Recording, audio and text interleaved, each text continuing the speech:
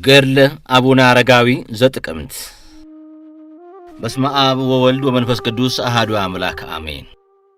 በመንግስቱ ፍጻሜ በባህሪው ህልፈት ውላጤ የሌለበት ወይም የማይኖርበት በነፋሳት ላይ የውሃ ድንኳኖችን ተክሎ የሚከታተም የወንዙን ውሃ በረቂቅ ማኅፀነ ደመና ጭኖ ወይም ስቦና ቋጥሮ የሚያመጣው ዳግመኛም በመባረቅትና በነጎድጓድ ኃይል አጽንቶ በመላእክት እጅ በማቻኮልና በማፋጠን ወደ ላይ ወደ አየር የሚያሳርገው ወይም የሚያወጣው በመባረቅት ብልጭልጭታና በነጎድጓድም የድምፅ ንውጽውጽታ እያስገመገመ በአራቱ ማዕዘነ ዓለም ኃይሉን እያሳየ ቸርነቱን ለመግለጽ ለዘርና ለመከር የተራበውን ለማጥገብ የተጠማውን ለማርካት ለሰውም ለእንስሳም ለድሃውም ለባለጸጋውም እኩል ያዘንምላቸው ዘንድ ወደ ምድር ዝናምን የሚልከው ወይም የሚያዘንመው ኃያልና ጽኑ በሚሆን በእግዚአብሔር አብ በተለየ ስሙ ለዘላለሙ በእውነት እናምናለን።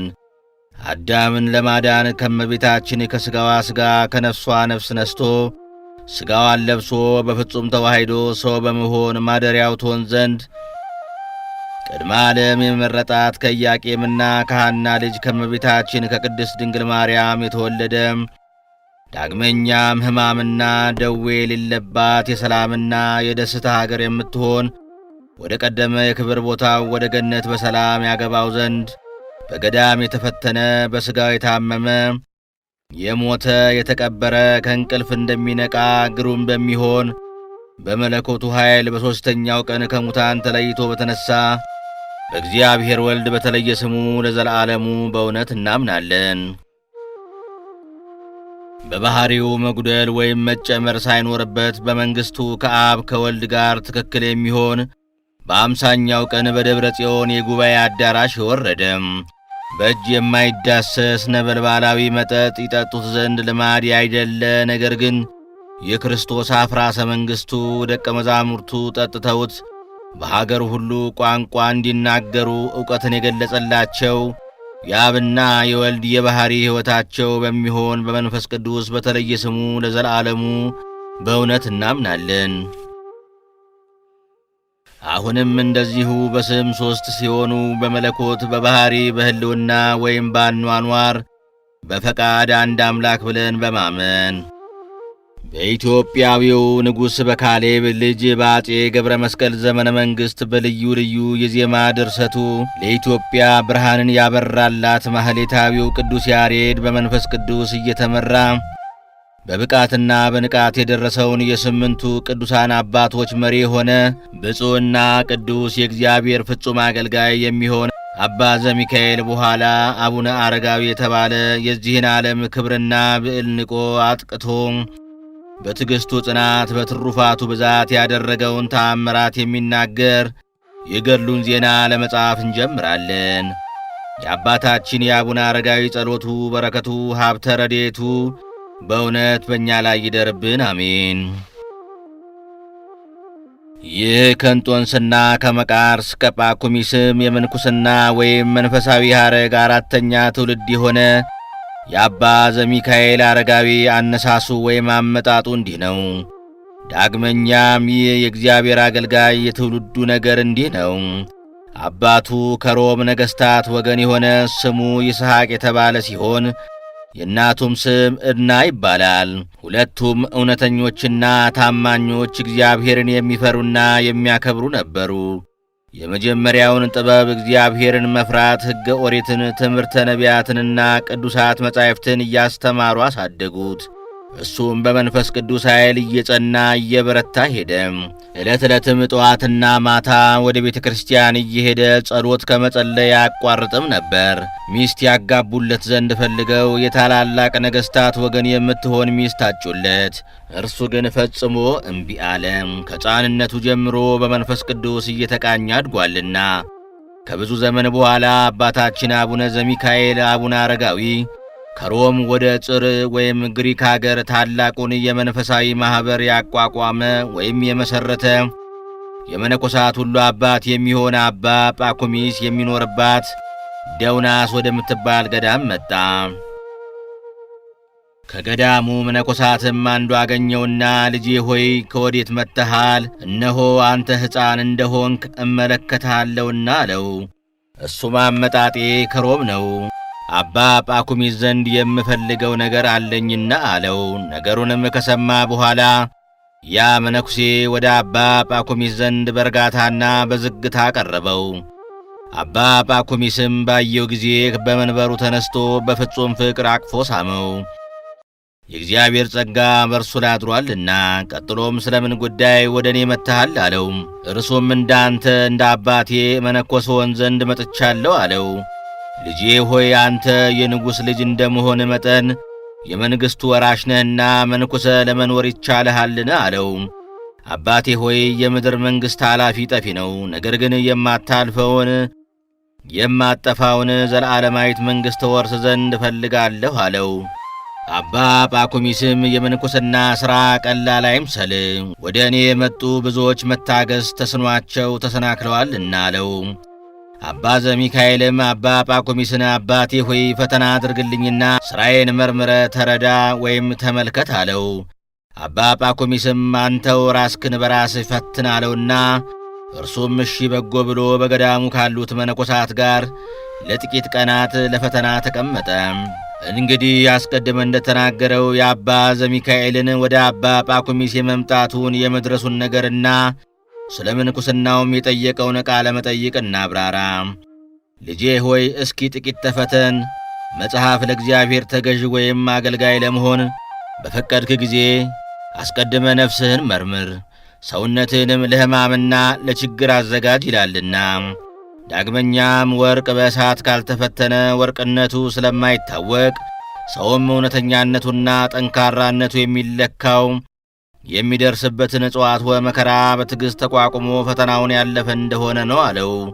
ቅዱሱ አባታችን ዘሚካኤልም ቅዱሳን የፈጸሙትን ተጋድሎና ያላቸውን መንፈሳዊ ትጋት ተመልክቶ ለምንኩስና የሚያበቁትንና የሚያስፈልጉትን ሥርዓተ ትምህርት ሁሉ በፍጹም ልቦናው ተገነዘበ፣ ተማረ፣ አወቀ፣ ተረዳ፣ በማመንም ተቀበለ።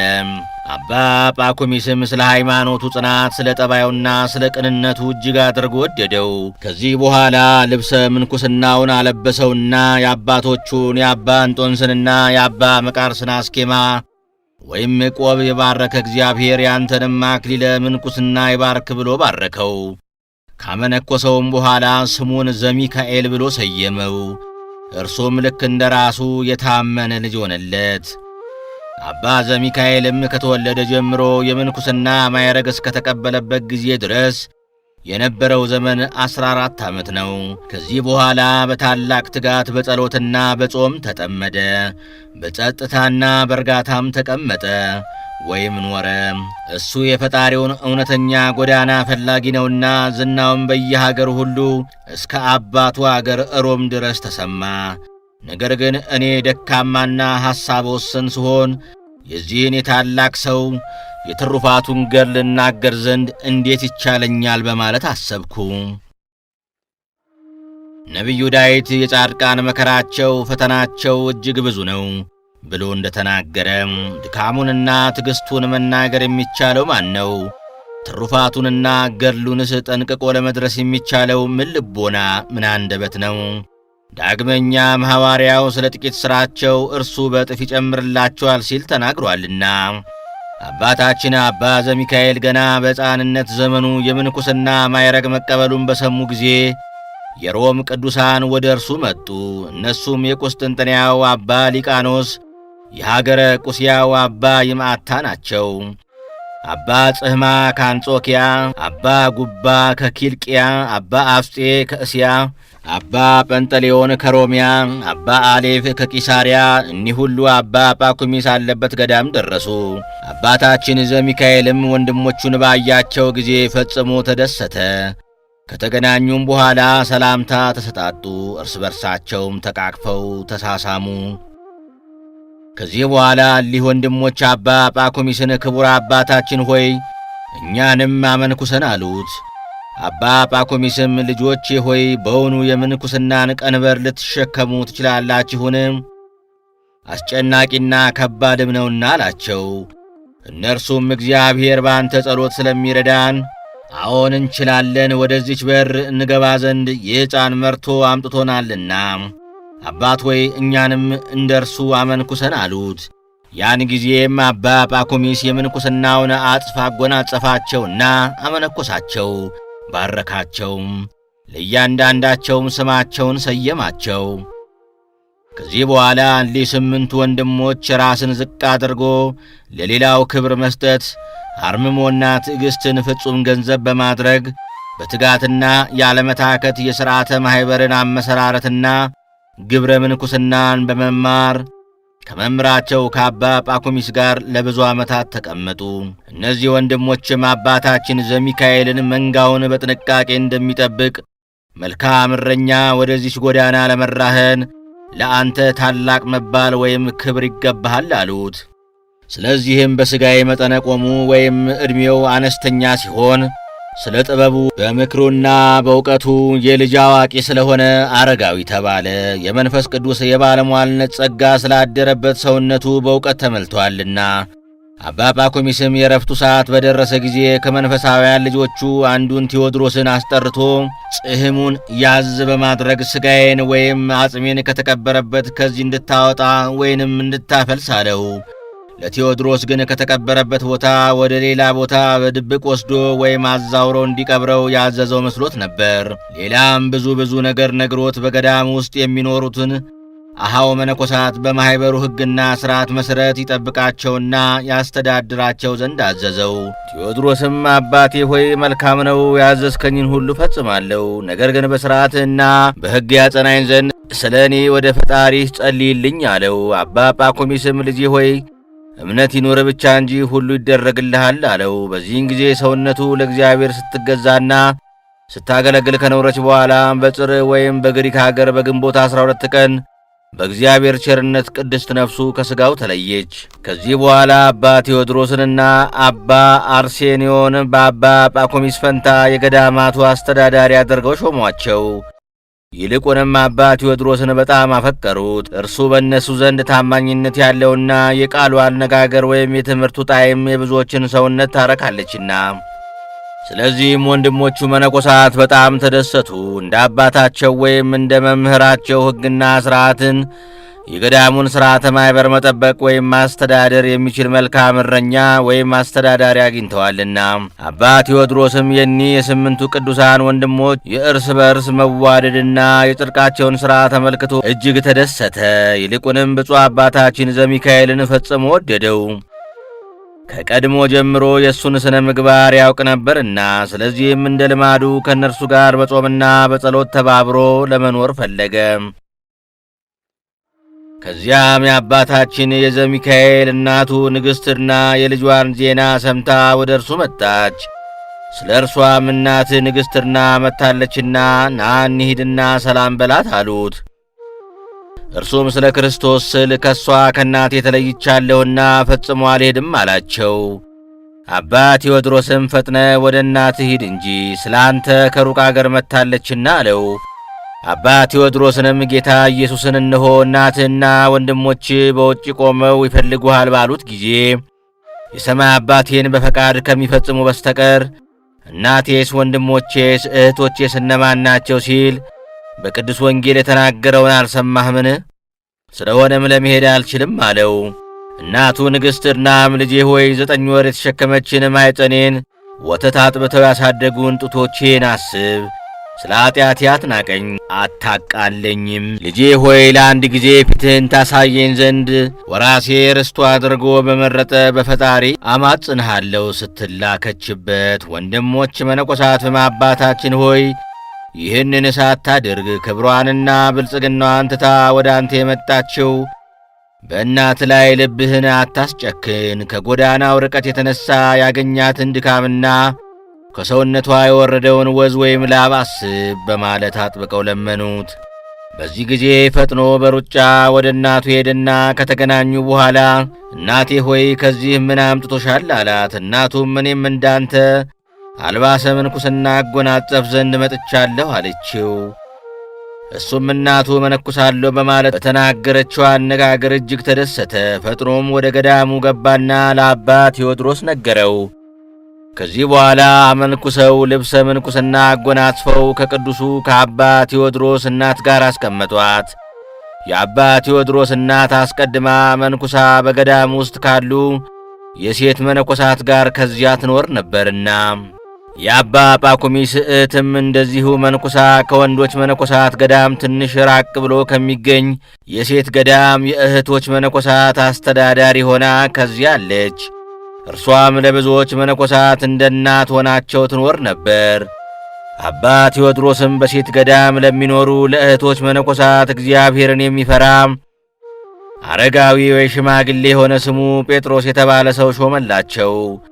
እርሱ በአዋቂነቱና በአስተዋይነቱ እጅግ የከበረ ነውና በገዳም ውስጥ ከሚገኙ መነኮሳት መካከል እናቷ ወይም እህቷ ወይም ከዘመዶቿ ወገን ቢመጣ ከሽማግሌው ከጴጥሮስ ጋር ልከው ከዘመዶቿ ጋር እንድትገናኝ ያደርጋሉ።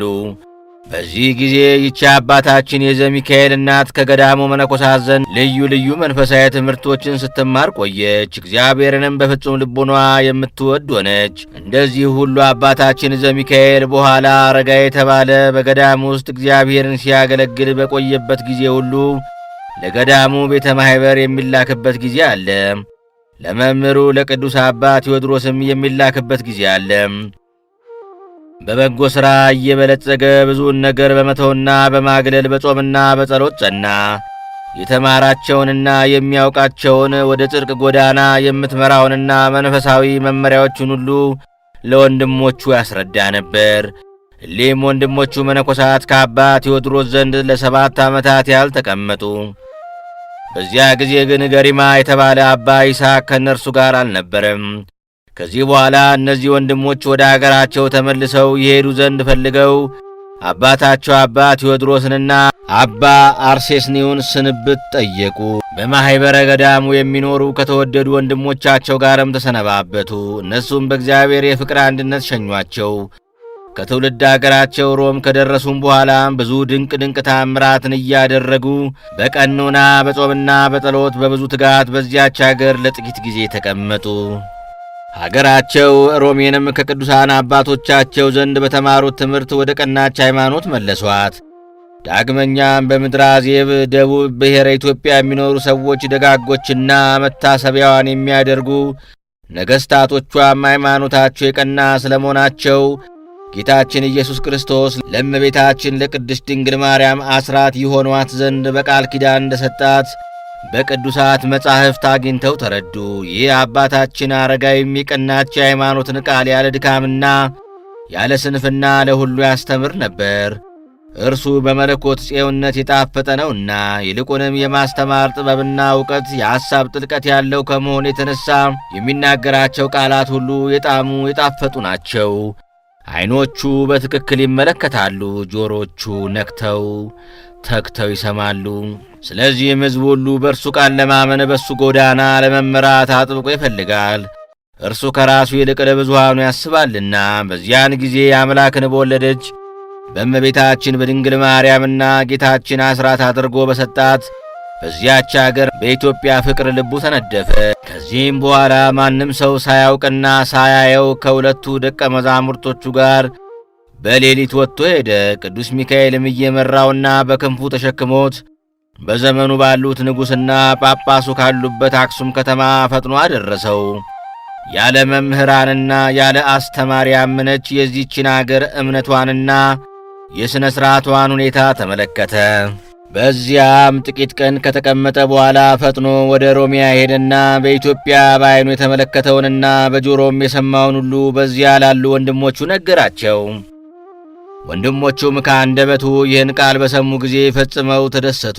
እርስ በራሳቸውም እኛ ወደዚች አገር መሄድ አለብን ተባባሉ።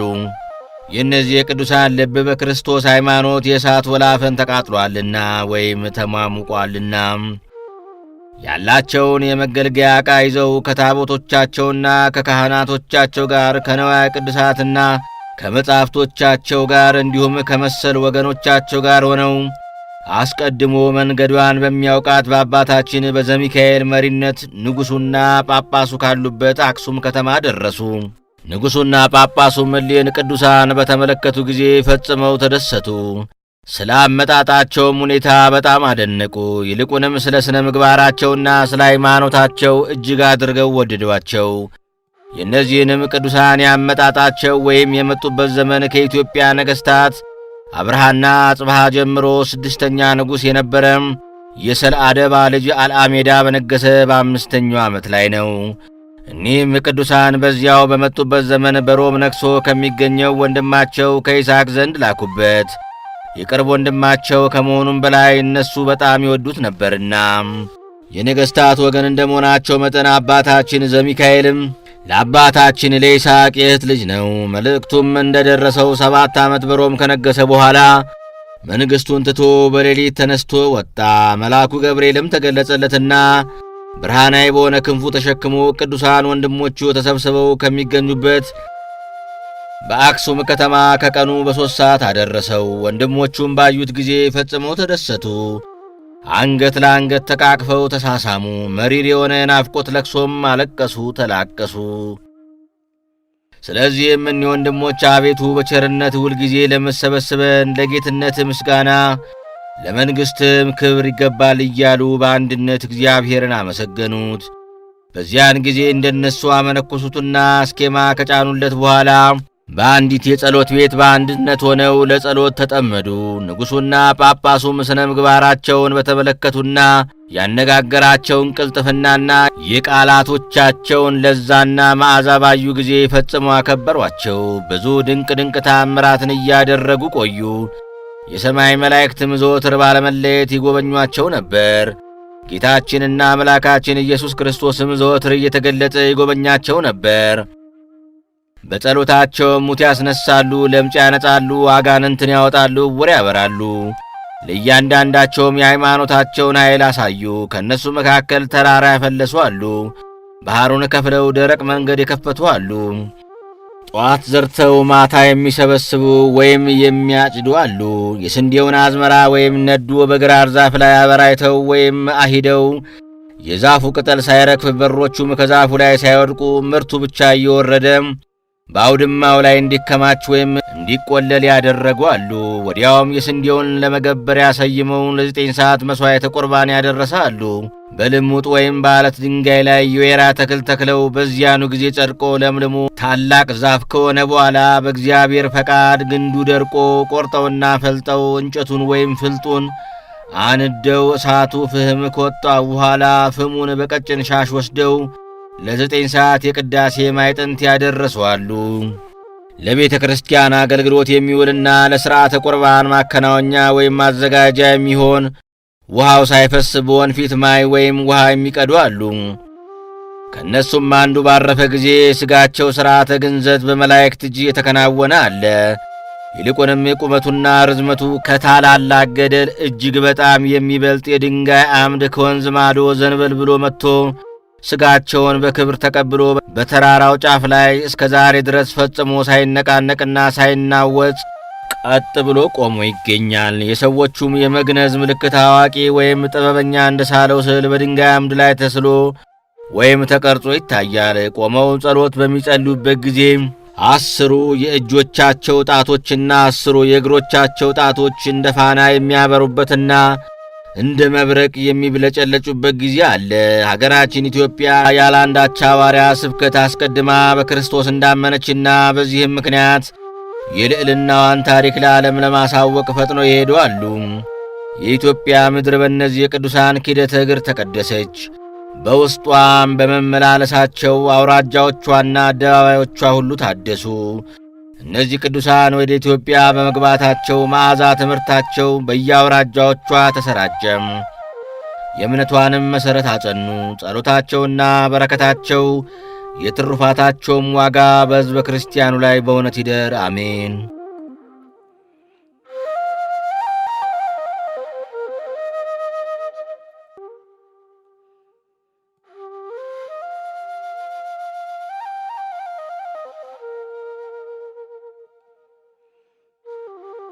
ገድለ አቡነ አረጋዊ ዘህዳር። አብ አባት እንደሆነ ሕይወትም ገዥም ወላጅ ላኪም እንደሆነ በቃሉና በመንፈሱ ዓለምን ካለመኖር ወደ መኖር አምጥቶ የፈጠረ እንደሆነ በእግዚአብሔር አብ ስም አምነን ከእውነተኛ አምላክ የተገኘ እውነተኛ አምላክ፣ ከእውነተኛ ብርሃን የተገኘ እውነተኛ ብርሃን፣ ከእውነተኛ ሕይወት የተገኘ እውነተኛ ሕይወት፣ ከእውነተኛ መድኃኒት የተገኘ እውነተኛ መድኃኒት፣ ከእውነተኛ ገዥ የተገኘ እውነተኛ ገዢ፣ በአነዋወሩ ከአብ ከመንፈስ ቅዱስ ጋር አንድ የሚሆን በአንድ በእግዚአብሔር ወልድ ስም አምነን ቅድምና ወይም ተደህሮ መጉደል፣ መጨመር፣ መብዛት፣ ማነስ ሳይኖርበት ከአብ ከወልድ ጋር በአንድነት የሚሰገድለት በሚያስደንቅ ሦስትነት በማይመረመር አንድነት ያለ አዳኝ ጌታ በሚሆን በእግዚአብሔር መንፈስ ቅዱስ አምነን በኅዳር 14 ቀን የሚነበብ የሚጸለይ አባታችን የአቡነ አረጋዊን የትሩፋት ዜና የሚናገር የገድሉን መጽሐፍ ለመጻፍ እንጀምራለን። የብፁዕ አባታችን የአቡነ አረጋዊ ጸሎቱና በረከቱ ከሁላችን ሕዝበ ክርስቲያን ጋር ይኑር ለዘላለሙ አሜን። እሊህ ቅዱሳኖች ወደ ኢትዮጵያ በወጡ በሦስተኛው ዓመት ንጉሥ አልዓሜዳ አረፈና እጅግ በጣም የበዛ ሕዝብ ተሰብስቦ ሕዝቡም ቅዱሳኖችም ሁሉ አለቀሱለት። ከዚያም በነገሥታቱ የመቃብር ቦታ ቀበሩት። ከሱ ቀጥሎ የካሌብ አባት ታዜና ነገሰም። እነዚህም ቅዱሳን የትሩፋታቸው ገድልና የጽድቅ ሥነ ምግባራቸው በሰማይ ላይ እንደሚያበሩ እንደ ሰማይ ከዋክብት እያበራ በምን ሳይለያዩ በአንድነት በማኅበር ሆነው በአንድነት የጸሎት ቤት ተቀመጡ።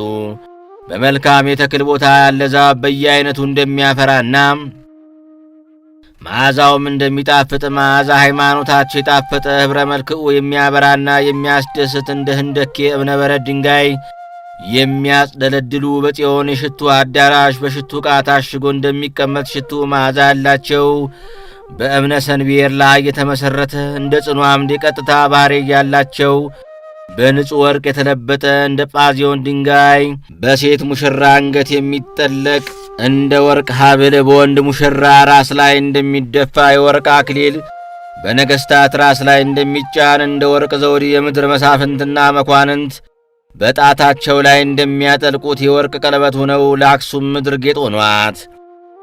የሥርዓታቸውንና የሕጋቸውንም መጽሐፍ አስረከቧት። የክርስቶስ ደቀ መዛሙርት በሆኑ በሐዋርያት የትምህርታቸውን ትእዛዝ ተቀብላ ጸንታ እንድትኖር አደረጓት። ብዙ ድንቅ ታምራትን ያደርጋሉ። በጸሎታቸው አንካሶች እግራቸው ተቃንቶ እንዲሄዱና እንዲሮጡ፣ ዲዳዎች እንዲናገሩ፣ ደንቆሮችም እንዲሰሙ ያደርጋሉ። ከፀሐይ ይልቅ 7 እጅ የሚያበራ ብርሃን በጸሎት ተማይዳቸው ላይ ይበራል። ከአንዲት ሰንበተ ክርስቲያን በስተቀር ላይ ቀምሱም። በዚህ አይነት ግብር በአንድነት 12 ዓመት ተቀመጡ። የአባታችን የዘሚካኤልም እናቱ እርናም ከእርሷ ጋር ከመጡ እርሷን ከመሰሉ ጓደኞቿ የሴት መነኮሳት ጋር በእነሱ አካባቢ ትኖር ነበር። አባታችን ዘሚካኤልንም የበላይ ጠባቂያቸው ወይም መሪያቸው አደረጉት። እንደ አባት እናት አከበሩት፣ እንደ አምላካቸውም ወደዱት። ስሙንም አረጋዊ ብለው ሰየሙት። ይህም ብልህ አዋቂ ማለት ነው። እንደ ንጹሐን ሐዋርያት መሪ ወይም አለቃ እንደ ጴጥሮስ የመልካም ጎዳና መሪ ሆኖላቸዋልና። ንጉሡ ታዜና በነገሰ በ6ኛው ዓመት እኒህ ቅዱሳን እርስ በራሳችን እየተያየን መኖር በአገራችን ላይ ሆነን በተድላ ደስታ እንደ መኖር ስለሚቆጠር ለየብቻ መኖር ያስፈልገናል ሲሉ አሰቡ፣ ተመካከሩ።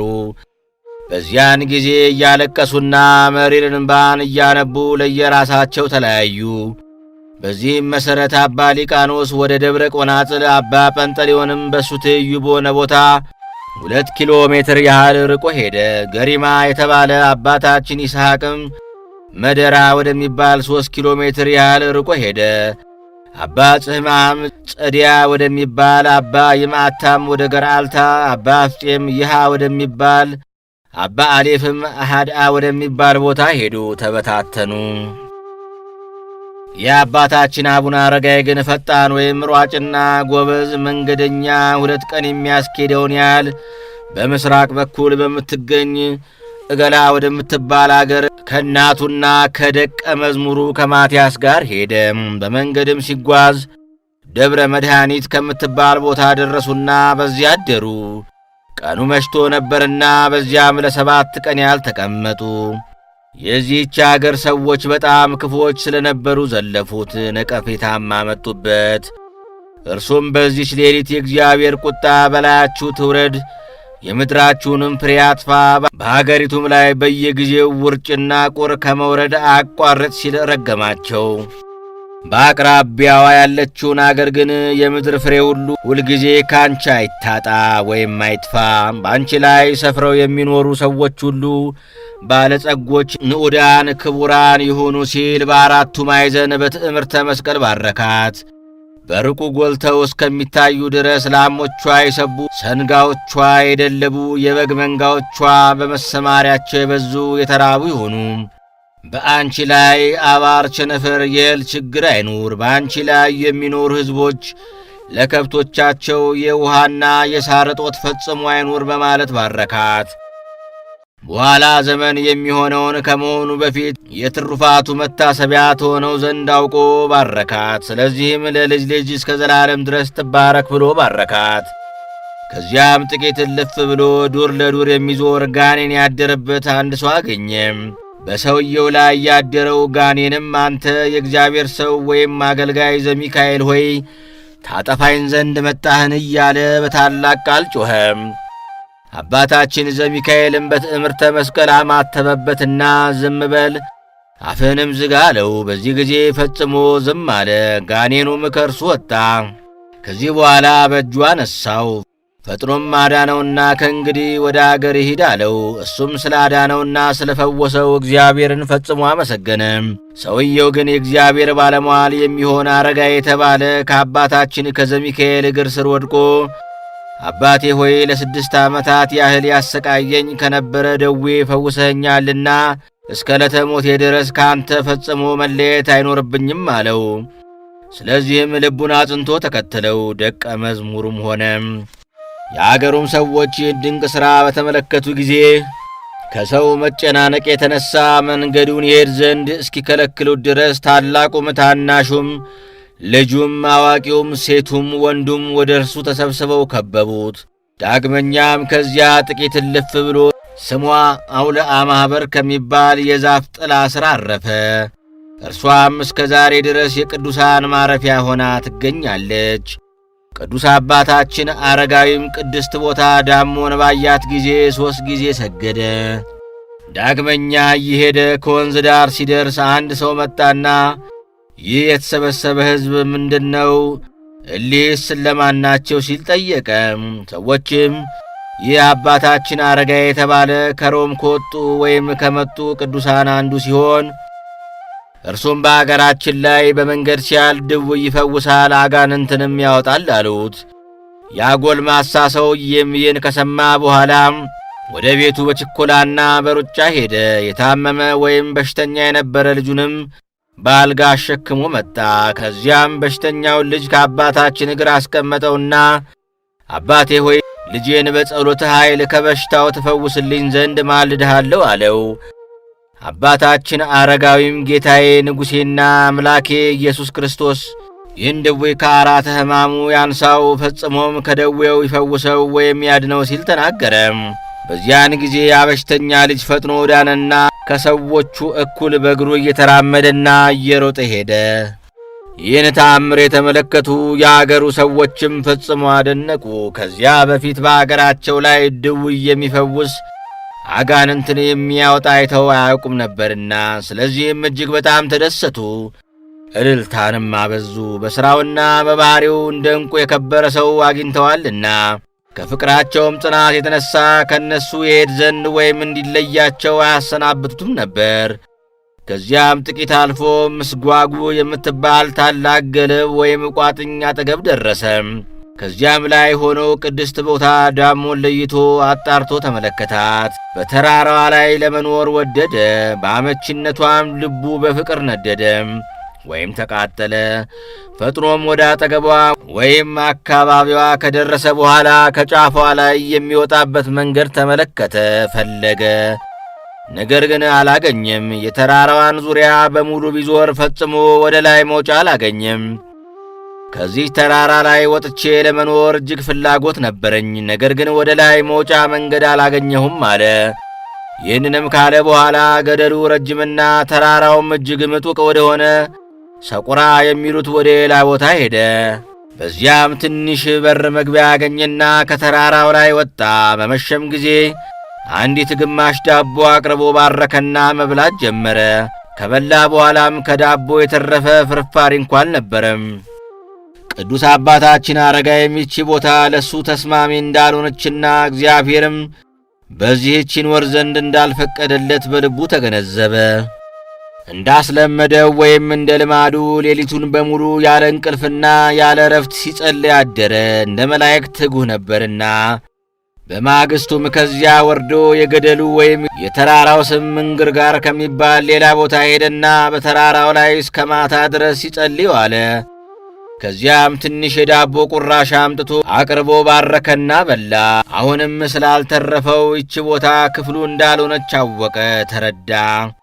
በዚያም ሌሊቱን ሁሉ ሲጸልይና ሲሰግድ አደረ።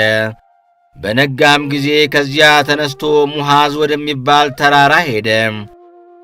ለዚህም ገደል ወይም ተራራ መግቢያ በር ወይም መውጫ መንገድ አስቀድሞ ነበረው። በመሸም ጊዜ ዳቦ አቀረበና ባርኮ በላ። ነገር ግን ከዳቦ ፍርፋሪስ እንኳ አልተረፈውም። ይህን ማድረጉ በመብል ምክንያት ወይም ማዕዱ ባለመትረፉ ምክንያት አልነበረም። እርሱስ በየሳምንቱ ሐሙስ ዕለት በስተቀር ምግብ አይመገብም ነበርና። ነገር ግን በረከት ቤት ቦታ እንዲወርድና መኖሪያውስ በምን ወይም ቤት ቦታ እንደሆነ ለማወቅ ፈልጎ ነው እንጂ ይችን የበረከት ቦታ ደብረ ዳሞን ለወዳጁ ማረፊያው ትሆኖ ዘንድ የሚሰጠውንና የሚያደርገውን እሱ እግዚአብሔር ያውቃልና። እግዚአብሔር አምላኬ ወደዚያች ተራራ የምወጣበት ረዳት ይልክልኛል። እርሱ ሁሉን ስለሚያውቅ ከእርሱ ዘንድ የጠየቅኩት ሁሉ ይፈጸምልኛልና ከዛሬ ጀምሮ ወደዚያች ቀድሞ ወዳገኘኋት ተራራ መሄድ አለብኝና አለ። ከዚያች ተራራ ወረደ። ከዚያም ወደ ደብረ ዳሞ ተመልሶ ሲሄድ ከድንጋይ ላይ የሚመነጭ የምንጭ ውሃ አገኘ። በዚያም ውሃውን እየተንከባከበች የሴት መነኮሳቶችን ታስተዳድር ዘንድ እናቱ ቅድስትናን አስቀመጣት። ይህችንም ደብር በአተልሞ አላት። ትርጓሜውም የእናቴ ማረፊያ ቤት ማለት ነው። ከዚያም ሲሄድ ጠፍጣፋ ድንጋይ አገኘና ከዚያ ላይ ትንሽ ምንጣፍ አነጠፉለትና ተቀመጠ። ተአምራትንም ያደርግ ዘንድ ዘንጉን ወይም በትሩን በድንጋይዋ ላይ አቆመ። ከዚያም በተነሳ ጊዜ ደቀ መዝሙሩ ማትያስና ከሱ ጋርም ያሉ ምንጣፉንና በትሩን ባነሱት ጊዜ ያቺ ድንጋይ ቁመቷም ጎኗም ልክ በዚያች ምንጣፍ አይነት ቅርጽ አወጣች ወይም ፎቶግራፍ ተነሳች። የቀድሞ መልኳ ነጭ ሲሆን አሁን ግን የማይፋቅ የማይላጥ ቀይ ቀለም እንደቀቡት ቀይ ሆና ተገኘች። በትሩን ወይም ዘንጉን ባስቀመጠበት ወይም ባቆመበት ላይ በጣም ጥልቅነት ያለው ነቅ በዚያ ላይ ተገኘ። ስለዚህም ለእግዚአብሔር አገልጋይ ስለ አባታችን አቡነ አረጋዊ ስለ ታላቅነቱና ስለ ክብሩ መታሰቢያ ሆና ትኖር ዘንድ እስከ ዛሬ ለምልክት በዚያ ትገኛለች። ከዚያም የደረሰ ሁሉ ይሳለማታል። የአባታችን የአቡነ አረጋዊ ጸሎቱና በረከቱ በሁላችን ሕዝበ ክርስቲያን ላይ ለዘላለሙ ይኑር አሜን።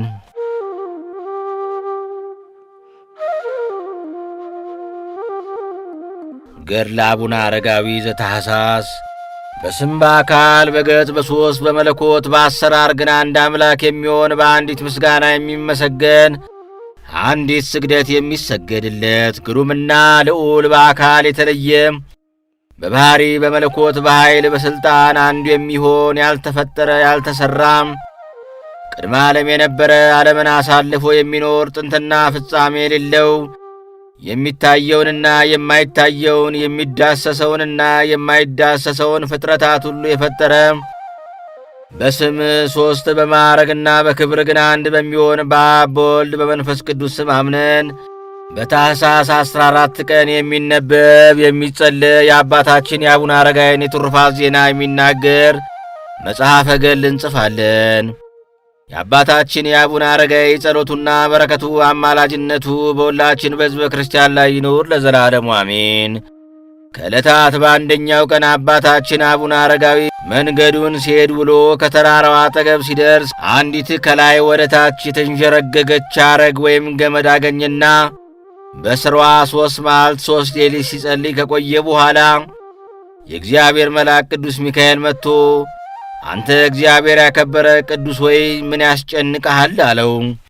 አባታችን አቡነ አረጋዊም ከዚህች ተራራ ላይ ወጥቼ ስለ ኃጢአቴ እናዘዝና ለማመን ስለ በደሌም ይቅርታን እጠይቅ ዘንድ እወዳለሁ አለው። የእግዚአብሔር መልአክም አንተ የእግዚአብሔር አገልጋይ አረጋዊ ሆይ ሰማያዊ ክብርን በመሻት ምድራዊን መንግሥት የናክ ያቃለልህ ስለ እግዚአብሔር ብለህ ይህን ያላፊውን ብልጽግና ንቀ ሥጋዊ ችግርህን በመምረጥ በሰማያዊ መንግሥት ታላቅ ክብር ተዘጋጅቶልሃል።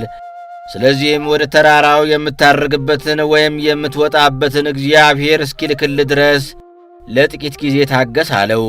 ይህንንም በሰማ ጊዜ ከችኮላ የተነሣ ልቡ አዘነ፣ መንፈሱም ተጨነቀች።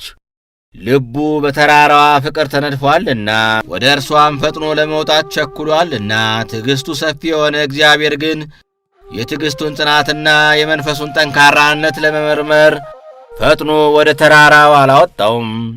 ብፁዕ አባታችን አቡነ አረጋዊም ይህን ተራራ በምን ልውጣው? እንዳሞራ አልበር፣ ክንፍ አልተሰጠኝ፣ እንደ ሐዋርያት በደመና ተጭኜ አልወጣ፣ ብቃት የለኝ እያለ በጣም አጥብቆ አለቀሰ። ከዚህ በኋላ እንደ እናትና አባት ዘወትር የሚጎበኘውና የሚያረጋጋው የእግዚአብሔር መልአክ ቅዱስ ሚካኤል ዳግመኛ ወደ እርሱ መጣ። መልአኩም የእግዚአብሔር ወዳጅ አረጋዊ ሆይ አይዞ፣ አትፍራ፣ ሥልጣን ተሰጥቶሃልና እስከዚያው በገመዷ ወይም በሐረጓ በስተቀኝ በኩል ባለችው ቦታ ተቀመጥ። ወደ ተራራው ጫፍ ያወጣ ዘንድ በገመዱ ፈንታ ቁመቱ 60 ክንድ የሆነ ታላቅ ዘንዶ እግዚአብሔር ይልክልሃል አለው። እርሱም በጾምና በጸሎት 2 ሱባዔ ወይም 14 ቀን በዚያ ተቀመጠ። ከዚያም የታዘዘው ዘንዶ በ3 ሰዓት መጣ። የመላእክት አለቃ ቅዱስ ሚካኤልም ፈጥነ ተዘጋጅ፣ ወደ ተራራው ያወጣ ዘንድ ከእግዚአብሔር የታዘዘ ዘንዶ ወደ አንተ መጥቶአልና አለው። ዘንዶም እንደ ታዘዘ ወደ እርሱ ቀረበ። ብፁዕ አባታችን አቡነ አረጋዊም ዘንዶን ባየው ጊዜ ፈጥነ ጅራትክን ወደ ታች አውርድና ወደ ተራራው አውጣኝ አለው። ይህ ዘንዶ ግን ጅራቱን ወደ አባታችን ወደ አቡነ አረጋዊ አላወረደም ነበር፣ ነገር ግን በተራራው ወገብ ላይ አስቀረው እንጂ። ይልቁንም ዘንዶ አባታችን አቡነ አረጋዊን ከዚህ ተራራ ላይ ምን አለ በማለት በሰው አንደበት ተናገረው። ዳግመኛም ስማኝ ልንገር፣ በዚህ ተራራ ላይ በክንፍ ከሚበር ወፍ በስተቀር የምትበላው እንጀራ ወይም ራስክን የምታስጠጋበት እንጨት ወይም ዛፍ ስንኳ አይገኝም። ምን ታደርጋለህ? በእርሷ ዘንድስ የሚገኙ በቀን የፀሐይ ሐሩር በሌሊት ቁርና ውርጭ ብቻ ናቸው አለው። አባታችን አቡነ አረጋዊም ይልቅስ ጅራትን ወይም ጭራህን አውርድና የታዘዝከውን ፈጽም፣ ከምንፈልገው ነገር ሁሉ እግዚአብሔር የሚያሳጣን ነገር የለምና አለው። ይህንም ባለው ጊዜ ጅራቱን አወረደ። የመላእክት አለቃ ቅዱስ ሚካኤልም አባታችን እንዳይደነግጥ ዘንዶም በእሱ ላይ ጉዳት እንዳያደርስበት ሰይፉን ይዞ በጎኑ ሆኖ ይጠብቀዋል። የእሳት ፈረሶች ወይም የእሳት ሰረገሎች ድንገት መጥተው ኤልያስን ወደ ሰማይ ሲያወጡትና ሲያሳርጉት ደቀ መዝሙሩ ኤልሳዕ ይህ እንደተመለከተ ማትያስና ሌሎችም ደቀ መዛሙርቶቹ ይህን ድንቅ ተአምር በሐብሉ በስተቀኝ ሆነው ይመለከቱ ነበር። እንደዚሁ በኋላ አረጋዊ የተባለ አባታችን አቡነ ዘሚካኤልም ደቀ መዛሙርቶቹ እየተመለከቱት በሰውነቱና በድንጋዩዋ በዚያ በዘንዶ ላይ በሥላሴ ስም አማተበ። በዚያን ጊዜ በዘንዶ ጅራት ላይ ወጥቶ የተራራው ጉዞ እንደተጀመረ በቅጽበት ከተቀደሰው ተራራ ጫፍ ላይ አወንጭፎ በወረወረው ጊዜ ከዚያ እንደደረሰ 3 ጊዜ ሰገደ።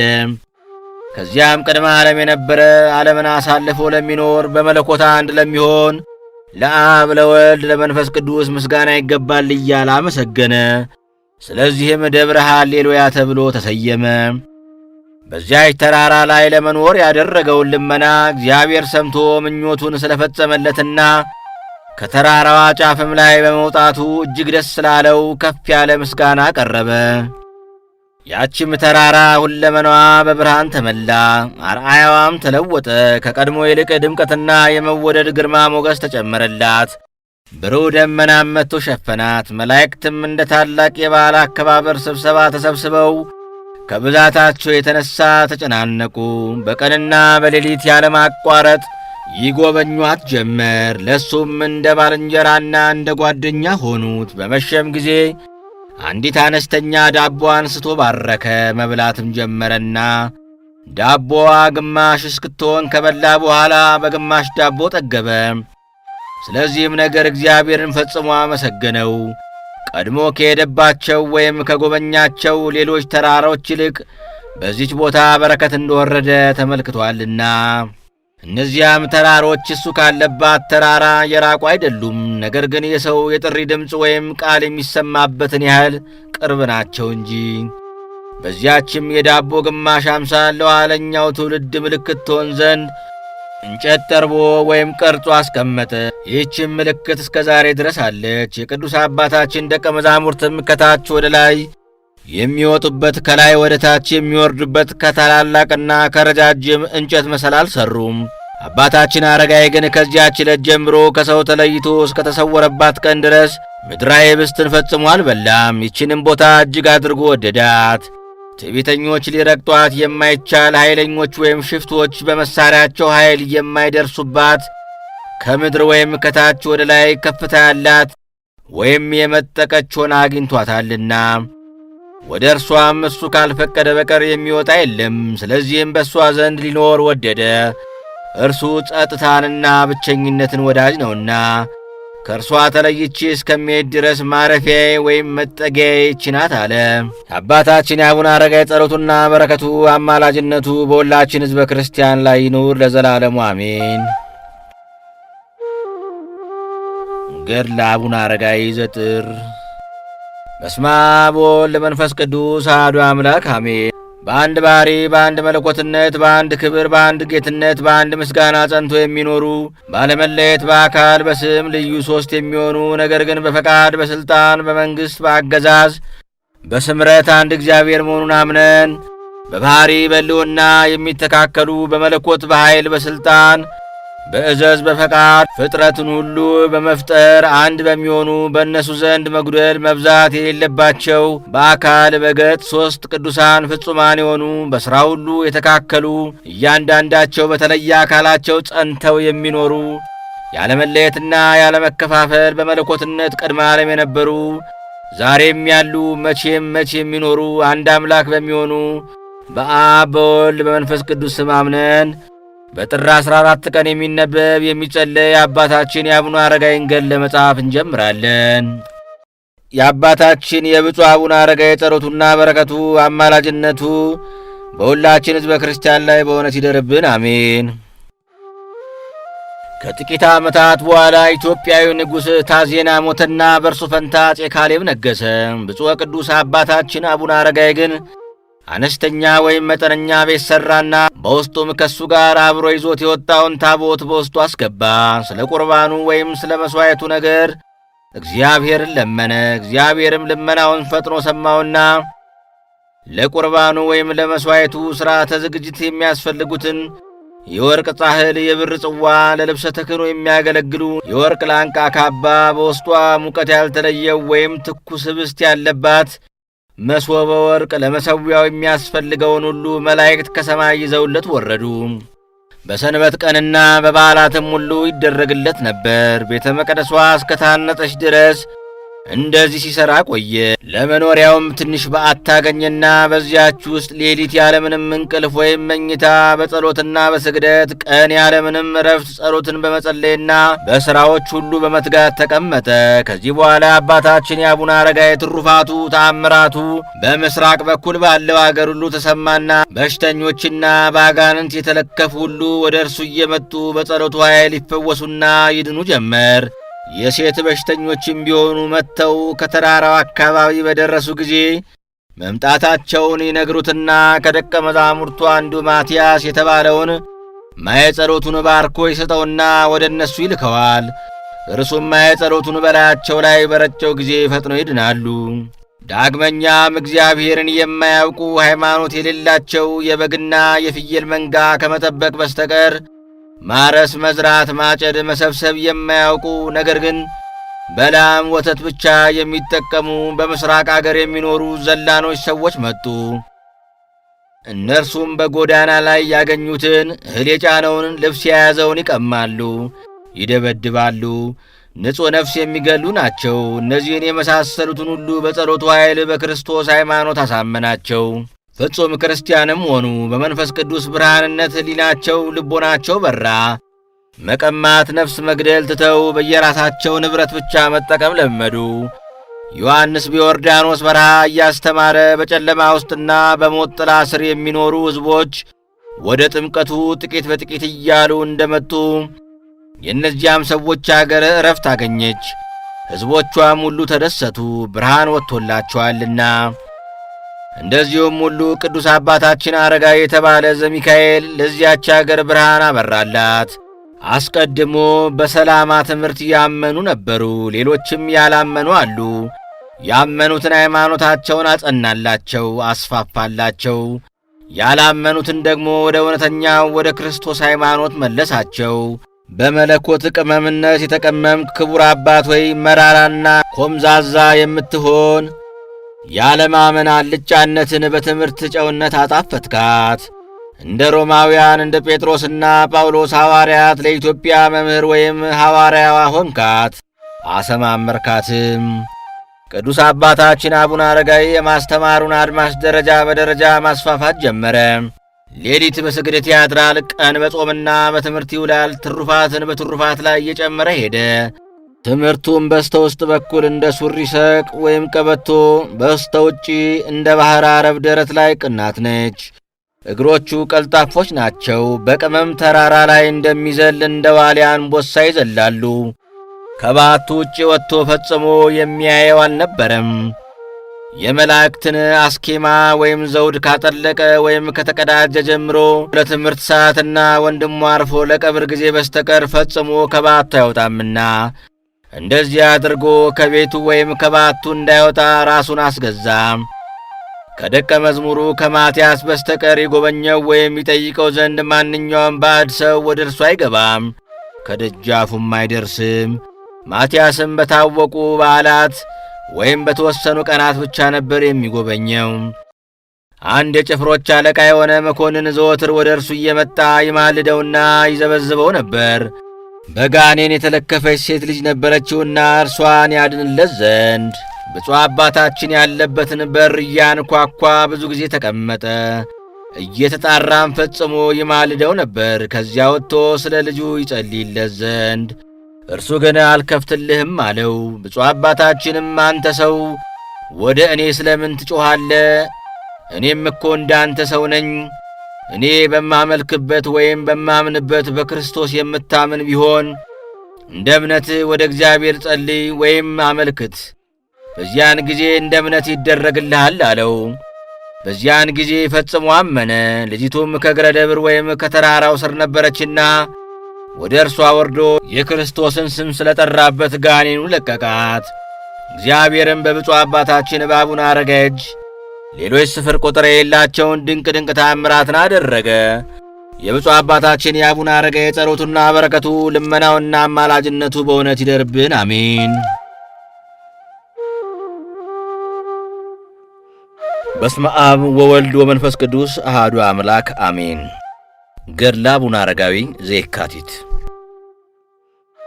ልዩ ሦስት የሚሆን በፍጹም ምስጋና የተመሰገነ በአካል ሦስት በመለኮት አንድ ለሚሆን በአገዛዝ በኃይል በሥልጣን አምላካዊ ሥራዎችን በማከናወን ትክክልነት ያለው በአንድ መለኮታዊ አነዋወር ያለ በመለኮቱ ልዩነት ወይም መነጣጠል የሌለበት መሆኑን አምነን ይቅርታና ቸርነት የባሕሪው የሚሆን ለሚያምኑበት ሁሉ በጎ ነገርን የሚሰጥ ሰማያትን በጥበቡ የዘረጋ ምድርን በውሃ ላይ ያጸና ለሰማያትና ለደመናት የተለያየ ሥርዓትን የሠራ በአንድነቱ በሦስትነቱ ቅድመ ዓለም የነበረ ዓለምን አሳልፎ የሚኖር አንድ አምላክ በሚሆን በአብ በወልድ በመንፈስ ቅዱስ ስም አምነን በየካቲት 14 ቀን የሚነበብ የሚጸለይ አባታችን የብፁዕ ቅዱስ አቡነ አረጋዊ ትሩፋቱን ዜና እንጽፋለን።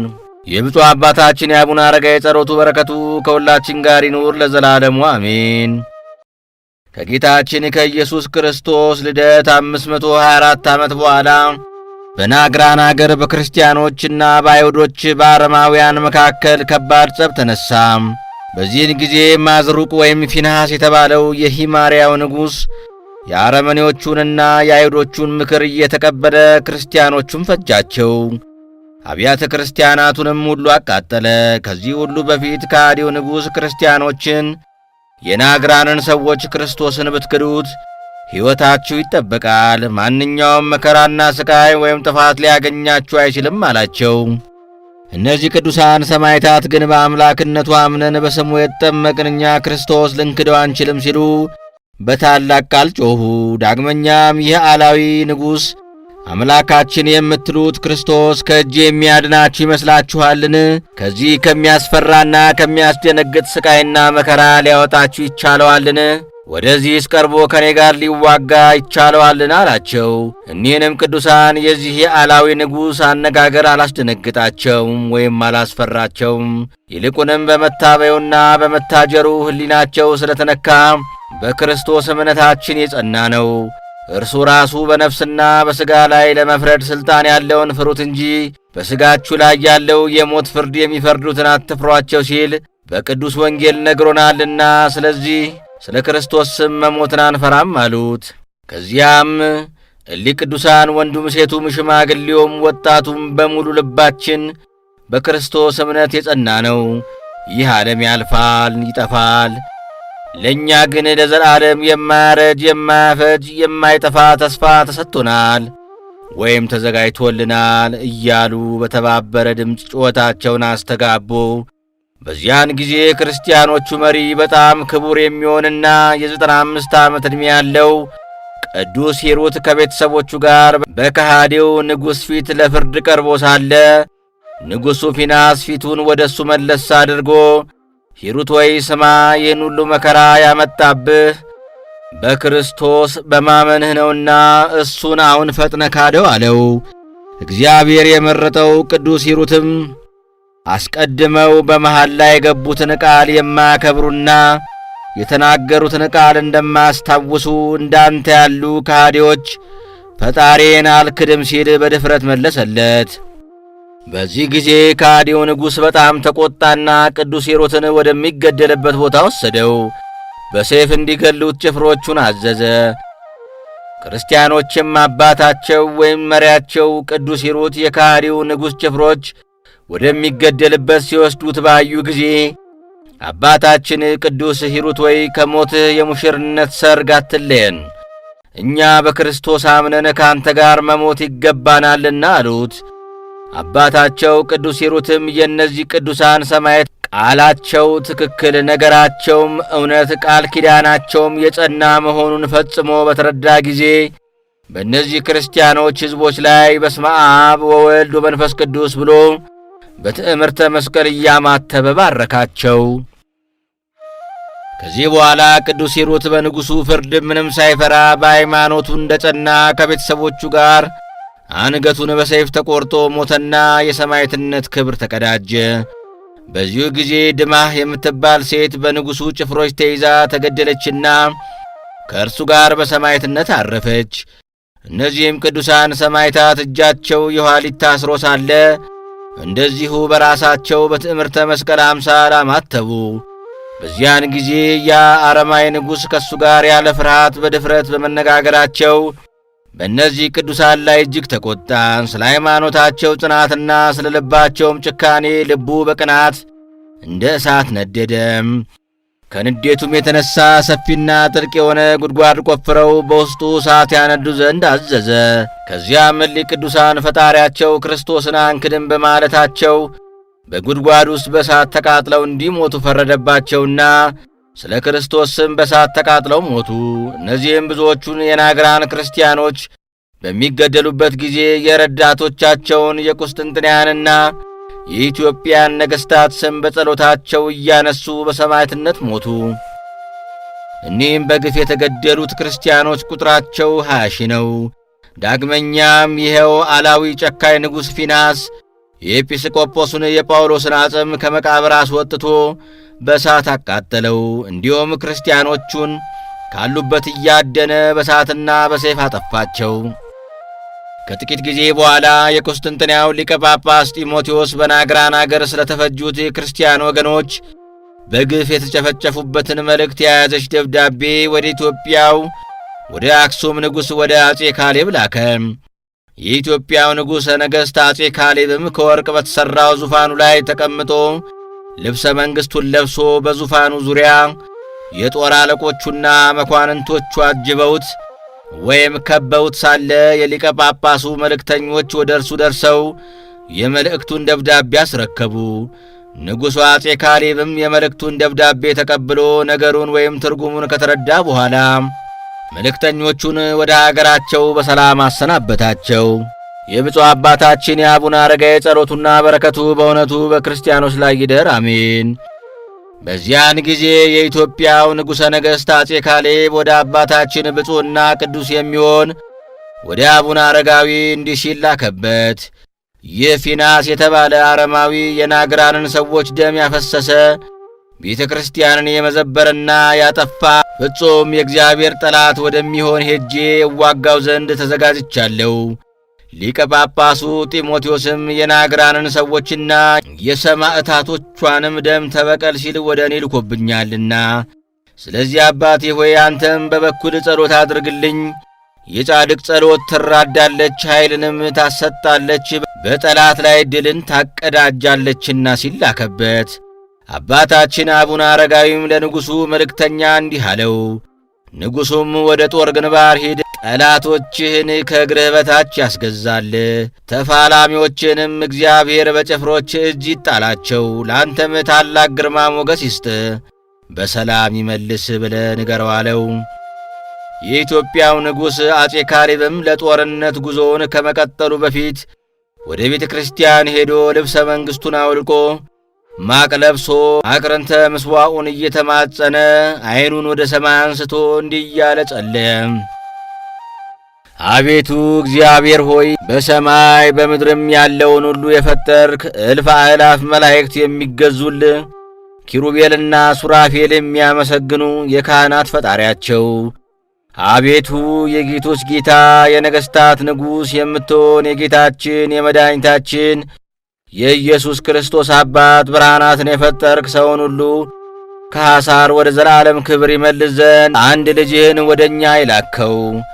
አቤቱ የአባቶቻችን ፈጣሪያቸውና አምላካቸው ሆይ እኛን ስለ ማዳን ፍጹም ሰው በሆነው ልጅ ምክንያት ይህ ከሃዲ ፊናስ ያደረገውን ሁሉ እነሆ አይተኸዋል።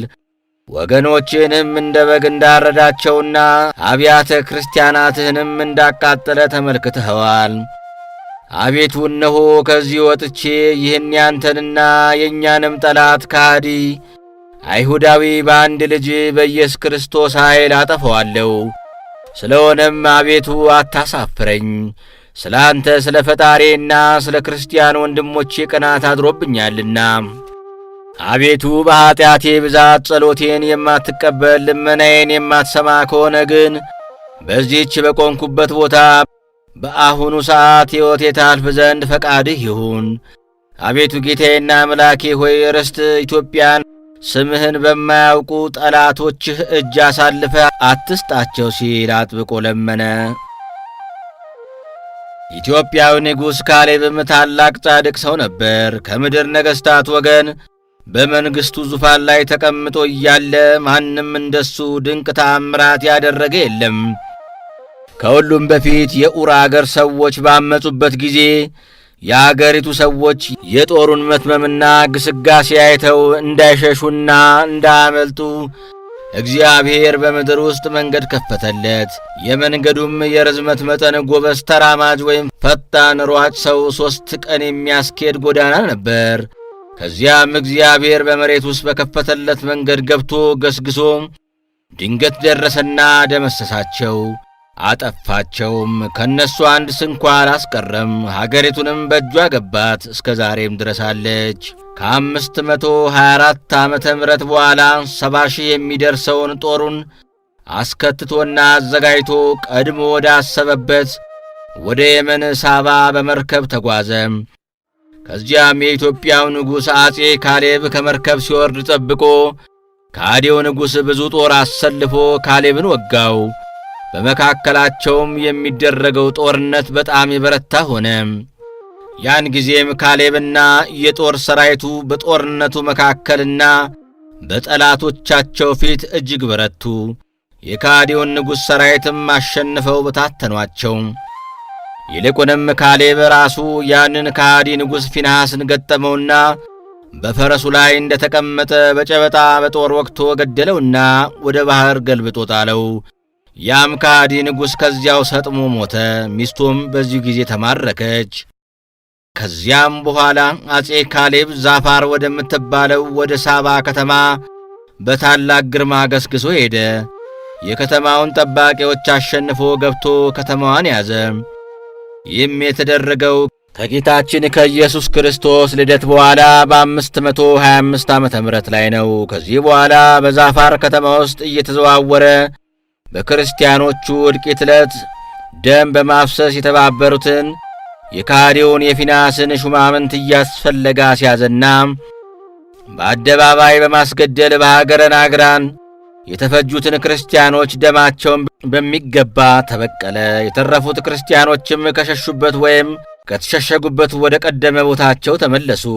ኢትዮጵያዊ ንጉሥ አጼ ካሌብም የድል አድራጊነቱን አክሊል እንደ ተቀዳጀ ለእስክንድሪያው ሊቀ ጳጳስ መልእክት ላከ። ሊቀ ጳጳሱም ወደ ቁስጥንጥንያው ንጉሥ ይህንኑ የደስታ መልእክት አስተላለፈና በሁሉም ዘንድ ታላቅ ደስታ ተደረገ። በዚያን ጊዜ የእስክንድሪያው ሊቀ ጳጳስ አንድ ኤጲስቆጶስ ሾሞ ወደ ብሔረ ሳባ ላከም። ኢትዮጵያዊ ንጉሥ አጼ ካሌብም የአይሁዱ ንጉሥ በሚገዛበት ግዛት ሁሉ ቤተ ክርስቲያን አሳነጸ። ለቤተ ክርስቲያኑም መሠረት ራሱ አጼ ካሌብ እስከ 7 ቀን ድረስ ሲያስቆፍር ሰነበተ። ከዚያም ታላቅ በዓል አድርጎ እግዚአብሔርን አመሰገነው። ያ የክርስቶስ ጠላት አረማዊ ንጉሥ የመዘበራትንና ያጠፋትን ቤተ ክርስቲያን በናግራን ሀገር ላይ እንደገና አሳነጸ። ከሳባ አገር የማረከውን ንብረት ገንዘብና ጌጣጌጥ ሁሉ ለቤተ ክርስቲያኗ ክብር ሰጠ። ከዚህ በኋላ ወደ ሀገሩ ወደ አክሱም በፍጹም ደስታና ፍስሐ በሰላም ተመልሶ ገባ። ከዚያም ለዚያች ለብሔረ ሳባ ስሙ አብርሃ የሚባል ብልህና አዋቂ ሰው መርጦ ሾመላቸው። ቀጥሎ ገዢውንም አብርሃንና ኤጲስቆጶሱን የሚጠብቁ 10,000 የጦር ሠራዊት ተወላቸውና ወደ አገሩ ወደ አክሱም በድል አድራጊነት ተመለሰ።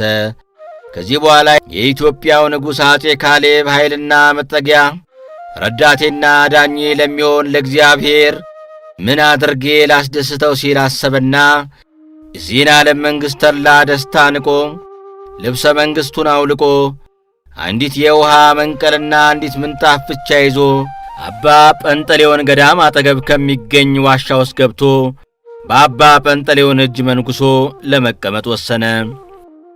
አባ ጰንጠሌዎንንም አመንኩሰኝ አለውና የመላእክትን አስኬማ አልብሶ አመነኮሰው። ዳግመኛም ከዋሻ ወይም ከገዳም ወጥቶ ዓለምን በዓይኑ እንዳያይ ማለ ወይም ቃል ኪዳን ገባ። ቤተ መንግሥቱን ለቆ ወደ ምናኔ በሄደበት ጊዜ ዋጋው እጅግ የከበረውንና በነገሰ ጊዜ ጫነውን ዘውዱን ከጌታችን መካነ መቃብር ወይም በር ላይ ይሰቅልለት ዘንድ ከአደራ ደብዳቤ ጋር ለኢየሩሳሌም ሊቀ ጳጳስ ለአባ ዮሐንስ ሰደደለት ወይም ላከለት። ዳግመኛም ንጉሡ አጼ ካሌብ አባቴ ሆይ ባንተ ጸሎት በእግዚአብሔር ቸርነት ከጦርነቱ በሰላም ተመልሻለሁ። አሁንም የክርስቶስን አርዑተ መስቀል ተሸክሜያለሁና እግዚአብሔር ለፍጻሜው ያብቃህ እያልክ ስለ እኔ ጸልይልኝ ሲል ወደ አባታችን ወደ አቡነ አረጋዊ ላከበት። ስለዚህም ነገር አባታችን አቡነ አረጋዊ በጣም ተደስቶ ልጄ ሆይ መልካሙን የበለጠውን አድርገሃል፣ አሁንም እግዚአብሔር የፈቀድከውን ነገር ሁሉ ይፈጽምልህ በለው አለው። መልእክተኛውም ይህን ከሰማ በኋላ ከአባታችን ከአቡነ አረጋዊ ዘንድ በረከትን ተቀብሎ ወደ መጣበት ተመልሶ ሄደ። ኢትዮጵያዊ ንጉሥ አጼ ካሌብ ይህን ዓለም በመናቅ በበረሃ በዋሻ 12 ዓመት በጾምና በጸሎት በብዙ ተጋድሎ ሲኖር በግንቦት አርፎ እስከ ዘላለሙ ድረስ የማያልፍ ሰማያዊ ክብርን ወረሰ። የተወደዳችሁ ወንድሞች ሆይ የክርስቲያን አምላካቸው እግዚአብሔር በዚህ ኃያልና ተጋዳይ የሆነ ኢትዮጵያዊ ንጉሥ በአጼ ካሌብ እጅ ያደረገውን ድንቅ ሥራ ተመልከቱ። ይህ አጼ ካሌብ የአክሱምን መንግሥት የጥንት ግዛቱን በድል አድራጊነት በማስመለሱ የታወቀ አስፈሪና ገናና ንጉሥ ሆኗልና ይልቁንም በናግራን የተፈጁትን ክርስቲያኖች ደም በመበቀሉ በእስክንድሪያም በቁስጥንጥንያ በአንጾኪያና በሮም ያሉ ክርስቲያኖች ሁሉ ሐዘናቸው ወደ ደስታ እንዲለወጥ አድርጓልና ይህ አማናዊ ንጉሥ ከአረብ አገር ፈጽሞ ሊጠፋ የነበረውን የክርስትና አምልኮ ወደ ጥንት ቦታው መልሶ አቃናው። በቃል ኪዳን ጓደኝነት አንድ ሆነው በነበሩት በአይሁድና በፋርስ ሕዝብ ላይ አደጋ ጥሎ ከአረብ አገር ግዛታቸውን አስወግዶ ክብራቸውን አሳንሶ እነሱንም አባሮ የራሱን አስተዳደር ተክቶና ገናንነቱን አሳውቆ የኢትዮጵያን የግዛት አንድነት አደላደለም። ስለዚህም የታላቅ የኢትዮጵያ ንጉሠ ነገሥት አጼ ካሌብ በምስራቅ በቁስጥንጥንያና በአረቦችም በቤተ መንግሥቱም በቤተ ክህነቱም በሁሉም ዘንድ ታላቅ ስመጥርና ሰፊ ታሪክ ያለ ሆነ። ክብሩም ከተጋዳዮች ቅዱሳን ወይም ከታላላቅ ሰማዕታት ክብር ጋር የተካከለ ሆነ። ስለዚህም የኢትዮጵያ ቤተ ክርስቲያን የመታሰቢያውን በዓል በጥልቅ ስሜት ታከብራለች። የምታከብረውም የእኛ ቤተ ክርስቲያን ብቻ አይደለችም። ነገር ግን የሮማን ቤተ ክርስቲያን የመታሰቢያውን በዓል ከሌሎቹ አሸናፊዎች ሰማዕታት በዓል ጋር በማስተካከል በጥቅምት 27 ቀን በታላቅ ክብርና በብዙ ደስታ ታከብረዋለች እንጂ። የተወደዳችሁ ወንድሞች፣ ጻድቅና ትሑት የሚሆን የኢትዮጵያ ንጉሠ ነገሥት አጼ ካሌብ ያደረገውን ድንቅ ሥራ እስኪ ተመልከቱ። የእሱና የፈጣሪው ጠላት የሆኑትን አላውያን ነገሥታት ባጠፋቸውና የጦር ኃይላቸውን በደመሰሰ ጊዜ በኃይሉ ብርታት ትምክህት አላደረበትምና ከጦር ሜዳም በድል አድራጊነት በተመለሰ ጊዜ ጎልያድን እንደገደለ እንደ ዳዊት ዘፋኞች ይዘፍኑለት ወይም ያሞግሱት ዘንድ አልወደደም። ነገር ግን የዚህን ዓለም መንግሥት ንቆ ወደ ምድረ በዳ ወይም በረሃ ገብቶ በትንሽ ዋሻ ውስጥ ተቀመጠ እንጂ ሎጥ ከሰዶምና ከገሞራ በሚወጣበት ጊዜ መላእክት እስኪያቻኩሉት ድረስ ወዲያ ወዲህ በማለት ለመዘግየት አልፈለገም። የጨው አምድ እንደሆነችው እንደ ሎጥ ሚስትም ክብሩን በማሰብ ፊቱን ወደ ኋላው አልመለሰም። እንግዲህ ከኢትዮጵያ ንጉሠ ነገሥት ከካሌብ በስተቀር በሚታየው ክብር የማይታየውን ክብር ለውጦ በቆራጥነት ይህን ዓለም ንቆ ሁለተኛ ላለመመለስ ወደፊት ገስግሶ በረሃ የገባው ማን ነው? እሱ። እኛም እግረ ሕሊናችንን በቀና ጎዳና ይመራልን ዘንድ እግዚአብሔርን እንለምነው።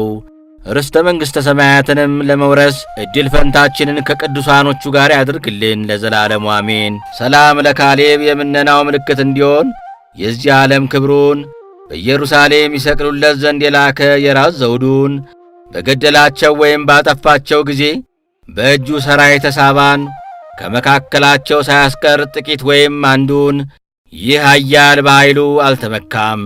በምንም በምን ሰላም ለእናንተ ይሁን። የተባበራችሁ የናግራን ሰማዕታት በዓለም ላይ ያበራችሁ እንደ ከዋክብት ኀጢአታችንን በከሰስን ጊዜ በፈጣሪያችን ፊት ስለ ስሙ ያፈሰሳችሁትን ደም አሳይታችሁ ለምልክት አስታራቂ ሁኑን በፍጹም የፍቅር አንድነት።